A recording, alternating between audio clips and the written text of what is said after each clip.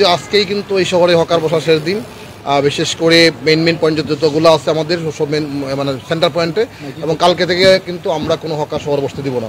বিশেষ করে একদম শহরের সেন্টার যে পয়েন্টগুলি আছে যেখানে সবচেয়ে বেশি যানজট তৈরি হচ্ছে সেখানে কালকে থেকে কোনো হকার বসবে না, এবং ইতিমধ্যে কিন্তু বাইকিং করা হচ্ছে, এবং কালকে থেকে যদি হকার বসে সেই আইনানুগ ব্যবস্থা গ্রহণ করা হবে। আমরা তাদের জন্য এতদিন সময় নিয়েছি, কারণ তাদের একটা বিকল্প বসার জায়গা আমরা করে দিয়েছি। লালদিঘির মাঠে অত সুন্দর একটা জায়গা, সেখানে সেট করে দেওয়া হয়েছে, ওয়াশরুম সুবিধা থেকে শুরু করে মোটামুটি আমরা যতটুকু পেরেছে আমাদের সিটি কর্পোরেশন তারা কিন্তু সেই ব্যবস্থা করে দিয়েছে। সুতরাং কালকের পর থেকে আর কোনো কমপ্লেন তাদের থাকার কোনো সুযোগ নেই। আমরা এই শহরকে সুন্দর পরিচ্ছন্ন এবং জনবান্ধব এবং হচ্ছে যে আমার প্রতীক বান্ধব একটা সড়কে পরিণত করতে চাই, যাতে করে মানুষ সহজে চলাচল করতে পারে। না, এটা স্থায়ী বলতে আসলে এটা এমন হয়েছে যেহেতু জায়গাটা পতিত রয়েছে এবং শহরের অত্যন্ত সেন্টার পয়েন্ট, সিটি কর্পোরেশনের অত্যন্ত পাশে এবং অত্যন্ত মূল্যবান একটি জায়গা।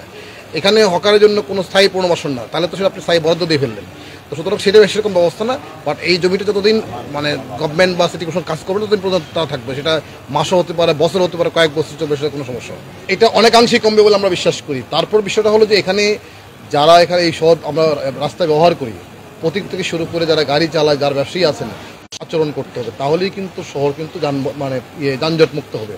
এখন আমাদের যেটা হয় কি, যারা রাস্তা পরিষ্কার করলাম, এখন দোকানদারা তারা মালামাল নিয়ে এসে দোকানের সামনে আরও 3 ফিট 5 ফিট দখল করে মালামাল ডিসপ্লে করে রাখলো, তারা তো হবে না। সুতরাং এখানে প্রত্যেকজন মানুষেরই কিন্তু দায়িত্ব আচরণ করতে হবে।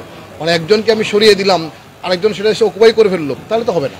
সুতরাং এখানে হ্যাঁ, যারা এটা করবেন তাদের বিরুদ্ধে আমরা অবশ্যই আইন ব্যবস্থা গ্রহণ করবো।